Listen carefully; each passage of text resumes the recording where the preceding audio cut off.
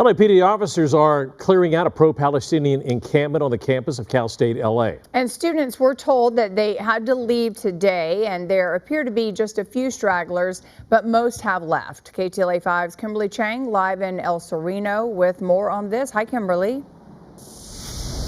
Hi, we're on campus right now. The pro-Palestinian encampment is right behind me. If we zoom in, you can see multiple agencies here on campus right now. California Highway Patrol, Alhambra Police, LAPD. Some of the officers have riot gear on, zip tie cuffs, protective helmets, rubber bullet guns, but we're told that no use of force was used when this encampment was cleared around 1 p.m. A dispersal order was given today. I want to bring in Eric Frost Hollins, Executive Director of Strategic Communications with Cal State University, Los Angeles. Eric, thanks for joining us. Can you talk to us about that dispersal order and how it all went down here on campus? Yes, approximately 1:20, CHP led the approach to the campus.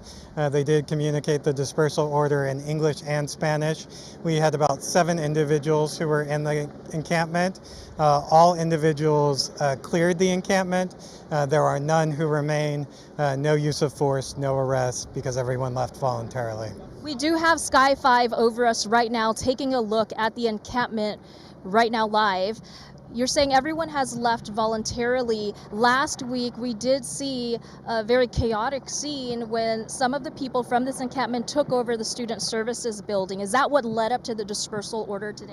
Absolutely. The university had committed that as long as the protests may remain peaceful, we would continue to talk and try to work with them.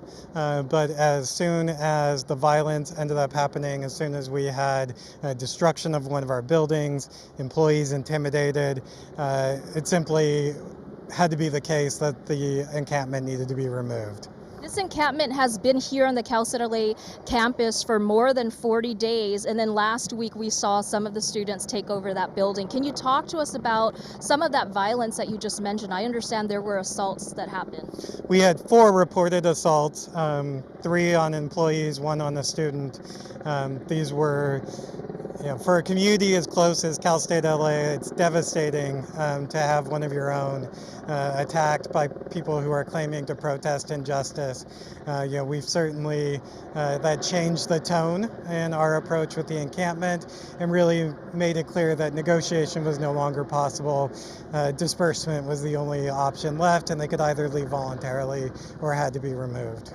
Last week we saw broken glass, graffiti, damaged property that belongs to the university. Has there been any arrests made, anyone detained? The police are continuing to do their investigation. As we know, those who took part in last week's incident wore masks, they wore coverings, they certainly tried to hide their identity, but we are working to see what sort of law enforcement follow-up can be possible. Talk to us about the last few days as this investigation continued, and then today that dispersal order was given. Can you talk to us about how that led to the dispersal order and why today? Yeah, we worked with CHP because we are a state university. CHP is our lead agency on something like this. So we worked with CHP to identify the right day in terms of what information they had and in terms of what assets they had available. Thank you so much. Appreciate your time, Eric. And we do see large trash bins here right beside us. They are going to start clearing up this encampment.